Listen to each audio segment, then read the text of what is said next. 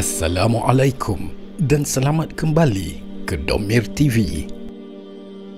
Diri yang terlupa kerana angan-angan juga asyik dengan apa yang ada dalam kesenangan nikmat yang pelbagai, sedang sedikit demi sedikit menghampiri jurang Jahannam.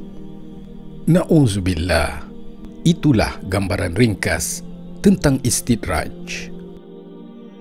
Syafiqah berkata, sebahagian ulama memberitahu kami bahawa ketika Umar ibn Al-Khattab radhiyallahu anhu memperoleh harta rampasan di Iraq, maka pengelola Baitul Mal berkata kepadanya, "Tidakkah sebaiknya aku memasukkannya ke Baitul Mal?" Saidina Umar menjawab, "Tidak, demi Tuhan pemilik Kaabah, harta tersebut tidak boleh disimpan di bawah atau sebuah rumah sebelum aku membahagikannya." Kemudian Umar memerintahkan agar harta tersebut diletakkan di masjid dan ditutup dengan kain penutup. Ianya dijaga beberapa sahabat dari golongan Muhajirin dan Ansar. Pada keesokan harinya, Umar pergi bersama Abbas, Abdul Muttalib dan Abdurrahman ibn Auf. Ketika mereka melihat Saidina Umar radhiyallahu anhu, mereka menyingkap penutup harta benda tersebut sehingga Umar melihat sebuah pemandangan yang tidak pernah terlihat sebelumnya. Ia melihat emas, yakut, zabarjud dan mutiara yang berkilau. Umar pun menangis sehingga salah satu di antara keduanya berkata, "Demi Allah, ini bukan harinya menangis, melainkan harinya bersyukur dan gembira." Saidina Umar berkata, "Demi Allah, aku tidak berfikir seperti yang engkau fikirkan, melainkan demi Allah, tidaklah harta berlimpah di tengah suatu kaum, melainkan akan terjadi perpecahan di antara mereka." Kemudian Umar menghadap kiblat, mengangkat kedua tangannya ke langit dan berdoa, "Ya Allah, sesungguhnya aku berlindung kepadamu dari menjadi orang yang terkena istidraj, kerana aku mendengar engkau berfirman, nanti kami akan menarik mereka dengan beransur-ansur ke arah kebinasaan dengan cara yang tidak diketahui." Sebuah hadis sahih menetapkan hal ini secara tegas. Apabila kamu melihat Allah memberi seorang hamba sebahagian dari dunia yang dicintainya, sedangkan ia berpegang pada maksiat-maksiatnya, maka sesungguhnya itu merupakan istidraj dari Allah. Semestinya hal ini melahirkan perasaan takut dalam hati setiap orang mukmin. Imam Al-Haramain berkata, apabila kamu mendengar keadaan orang-orang kafir dan keabadian mereka di neraka, maka janganlah kamu merasa aman atas dirimu sendiri kerana masalah ini sangat besar. Kamu tidak mengetahui ketepatan apa yang telah ada bagi kamu di alam gaib. Janganlah kamu terpedaya dengan jernihnya waktu, kerana di baliknya ada bencana-bencana yang tersembunyi.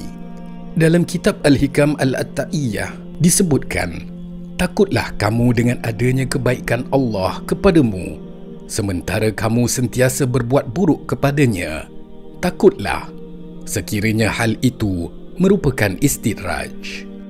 Dalam istidraj berlaku 5 cara sebagaimana yang dikatakan Imam Al-Mawardi, iaitu: pertama, Allah mengazab mereka dalam keadaan lalai dan tidak menyedari. Demikian pendapat As-Sudi. Kedua, Allah menyusuli nikmat dengan keburukan dan membuat mereka lupa terhadap taubat. Demikian pendapat Hasan. Ketiga, Allah mengazab mereka di tempat mereka berjalan. Demikian pendapat Ibn Bar. Keempat, Allah menarik mereka kepada azab dengan cara mendekatkan mereka kepadanya sedikit demi sedikit hingga azab itu menimpa mereka tanpa mereka sedari. Kerana seandainya mereka mengetahui waktunya Allah menimpakan azab, maka mereka tidak akan melakukan maksiat dan meyakini kesudahan mereka. Kelima, pendapat yang diriwayatkan Ibrahim bin Muhammad bahawa Hasan berkata, betapa banyaknya orang yang diperlakukan secara istidraj dengan diberi kebaikan. Betapa banyaknya orang yang tertipu dengan pujian terhadapnya. Betapa banyaknya orang yang terperdaya dengan ditutupkan aibnya. Mereka itulah orang-orang yang diperlakukan secara istidraj. Apakah mereka memiliki kemuliaan di sisi Allah?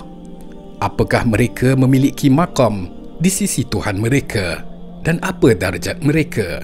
Sekali-kali tidak, demi Allah.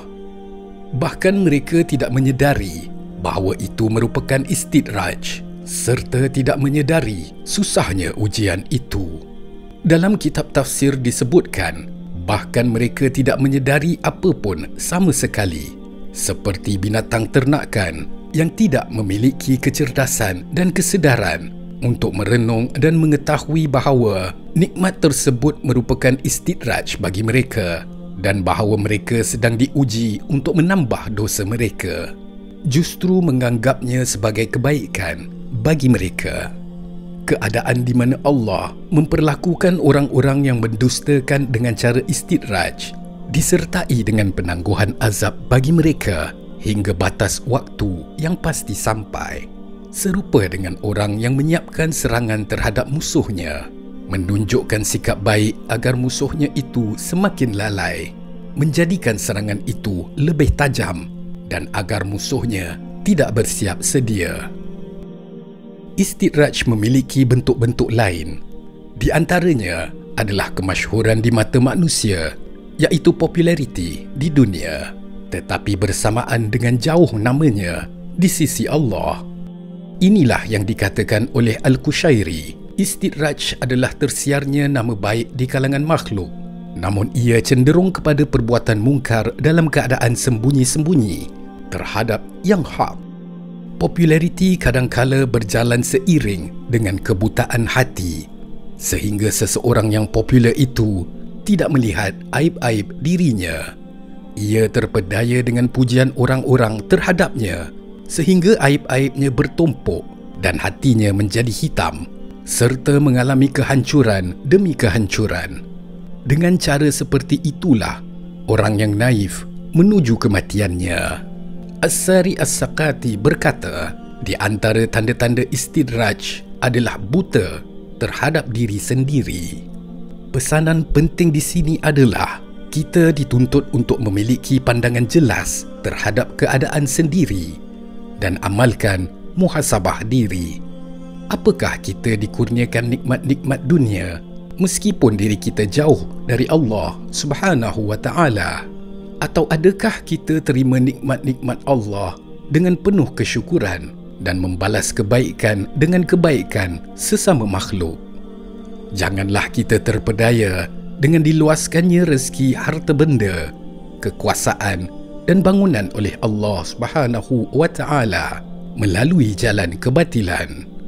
Berapa nilai kerajaan yang ujungnya adalah api neraka? Apa ertinya istana besar dan megah apabila beberapa hari sesudahnya ia hancur dan runtuh? Apa makna seseorang hidup dalam puncak kenikmatan dan kesejahteraan apabila pada akhirnya ia kekal di neraka sakar? Tidak cukup hanya menghitung kedudukan tanggungjawab diri, tetapi hendaklah istighfar, hamparkan sayap kehinaan diri kepada Yang Maha Agung demi memohon sebenar-benarnya untuk keluar dari istidrajnya. Sedangkan ujian dan kurnianya boleh didatangkan secara serentak, namun istidrajnya pasti membawa ke Jahannam.